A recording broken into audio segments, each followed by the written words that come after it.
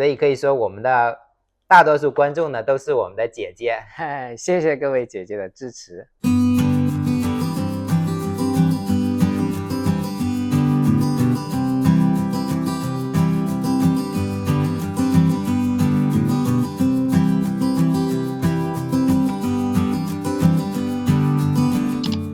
大家好，我是金鹿。大家好，我是文武。欢迎回到我们的频道，两个爸爸养娃记。首先呢，祝大家复活节愉快，耶！那我们今天聊点什么呢？今天呢，聊一下我们这个 YouTube 频道给我们带来有多少的收益。因为我们刚刚收到了 YouTube， 也就是 Google 给我们寄来的第2个支票，所以我们就今天聊一下这个话题。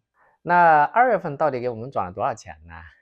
我们的频道呢是从去年7月份开始的，我记得是7月20号上传了我们的第1个视频，然后10月初的时候我们就通过了 YouTube 的那个条件，就是有1000个订阅，然后有4000个小时的播放时长，这样就开始赚钱了。 YouTube 就开始给我们广告分成，然后最开始几个月呢都比较少，所以我们2024年就今年的1月份开始拿到了 Google 的第1个支票，就相当于把前几个月的总和就给到我们了，一共有621美元。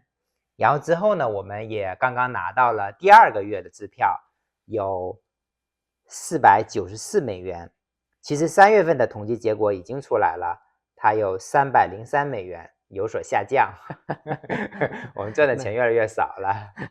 那也还可以了，也还不错了。对，主要是3月份我们只上传了3个视频，之前都上传的至少有4个视频。那具体每个点击多少钱呢？过去28天呢，我们有46600个点击，然后呢，它有一个指标叫做 Revenue for every 1000 views， 它叫 RPM， 有 4.75美元，这个好像跟 YouTube 的平均差不多是吧？对， YouTube 的平均的视频每1000个点击的收益大概就是5美金左右，所以我们做的也还 OK， 还行，还可以，及格了哈。那我们拍摄了这么多视频，哪一个视频最赚钱呢？OK， 这就是我们拍摄的视频里面最赚钱的前几个视频。那第一个呢，就是我们的 House Tour， 我们赚了207块钱，有35000个点击，然后它的 RPM 有 5.91。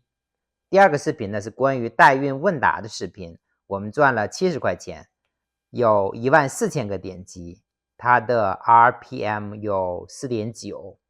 然后第3个视频呢，就是关于文武和聊的和他母亲关系的视频，赚了64块钱，有18800个点击，然后它的 RPM 呢有 3.41。这里面呢，我们能看出一个关于 RPM 的一个规律，似乎是聊钱啊、finance 啊、投资相关的这个视频呢，这个 RPM 就相对高一些。比如说我们那个 House Tour 的就有 5.91， 然后呢，关于我们人生的第一桶金的有 6.25， 其他的可能就是4啊、3啊，甚至2这个 RPM。OK， 那也 make sense， 因为你谈钱的话，它可能插入广告也比较好插入一点。对，可能插入的广告可能也更值钱一些。对呀。那我们频道都是哪些人在看呢？是不是都是同志群体的？最开始的时候我也觉得是，因为我们的视频的定位就是2个华人同志在美国养娃的故事，但是呢，根据 YouTube 给我们的数据呢，其实并不是这样的。大家可以看呢，这个是我们统计的我们观众里面按性别的分布，可以看出我们有 75% 的观众都是女性观众，只有 25% 的是男性观众。然后这个是按年龄的统计，可以看到55岁到64岁的观众占了有差不多 30%， 然后呢65岁以上的观众呢占了也有 26%、27% 的样子。所以说呢，这2个群体就加一起呢就有1半以上了。所以可以说我们的大多数观众呢都是我们的姐姐。谢谢各位姐姐的支持。谢谢。如果按地域来划分的话呢，那我们这些观众都来自于全世界哪个地方呢？这个图呢，就统计了我们的观众按地域的划分，大家可以看到，观众最多的是在美国，占了36%，其次是台湾，占了19%，然后是香港占9%，然后加拿大也大概占9%，然后其次呢就是新加坡、澳大利亚、马来西亚、日本、中国，然后是英国，还有新西兰。那中国这个数字我觉得应该是不太准确的，因为很多中国的观众可能需要借助 VPN 才能上 YouTube， 那他们用 VPN 的时候可能需要把自己的那个地址设到其他的地方，比如香港啊、新加坡啊其他的地方才行。另外这里面呢还统计了这个平均播放时长，不同地区的观众的平均播放时长，这里边能看出一个规律呢，是澳大利亚和新西兰的观众的平均播放时长都超过了7分钟，一个是7分03秒，一个是7分10秒。那其他地区的观众基本都是6分、5分，甚至还有4分钟的。那这能说明什么样的问题呢？还挺有意思的。那你的猜想是什么呀？我觉得是不是澳大利亚和新西兰的观众那边人的生活节奏比较慢，然后大家就比较悠闲，比较有耐心，也不需要说看见一个视频不喜欢就立刻划过去，他可以很 relax 的可以去欣赏 YouTube 的视频，也不着急。那似乎也有些道理吧。那我们的观众都是华人吗？这个问题呢，我们没有确切的答案，但是呢，从一个数据我们可以侧面的有一些了解。比如说，我们的所有的视频呢，都上传了3种字幕，简体中文字幕、繁体中文字幕和英文字幕。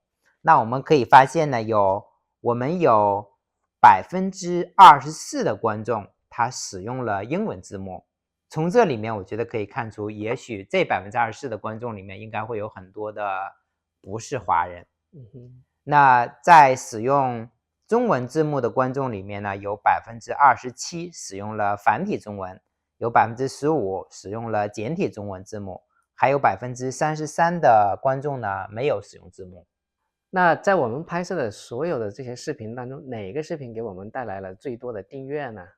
那相关的统计呢就在这里，那可以看出给我们带来观众最多的就是关于我们这个 House Tour 的这个视频，给我们带来了654个观众，然后呢654个订阅。第二个就是我们关于结婚10周年的这个视频，给我们带来了381个订阅。然后其次呢就是关于代孕花费的视频，给我们带来了269个订阅。然后呢第4名呢就是我们频道开播我们的第一个视频，给我们带来了236个订阅。那还不错呀，一个视频能带来好几百个订阅，也还是挺好的。对，这是前几个视频，后面呢有一些会少一些。那我记得在 YouTube 的数据里面还有一个挺有意思的数据，就是说我们的观众还会喜欢其他哪些频道的视频？你来给大家介绍一下。好啊，我们的观众呢还会看其他几个频道，包括洛奇的频道、Winston 和 Rebecca 的频道，还有一个叫 M2 档案的频道，还有田纳西 J 和 Ari 的频道和开开心心一家在美国这个频道。这些频道我全部都订阅了，看来也是或多或少它有一些这种交叉的这种推广。那还有什么其他的数据比较有意思，你给大家分享一下。OK， 还有一个数据呢，就是关于我们的观众是否订阅了我们的频道。那可以看到呢，看我们视频的观众呢，只有21%的观众订阅了我们的频道，有79%的观众并没有订阅我们的频道。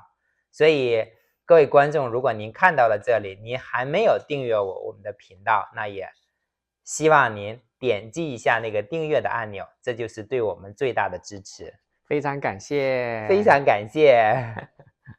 那好了，今天的视频就拍到这里了。我们给大家分享了我们 YouTube 这个频道的收益，我们刚刚拿到了2月份的这个收益有400多块钱，然后还给大家分享了 YouTube 的一些其他的统计数据，包括我们观众的年龄啊、性别呀、地理位置啊，就相关的一些有意思的数据吧，分享给大家。希望您喜欢这期视频。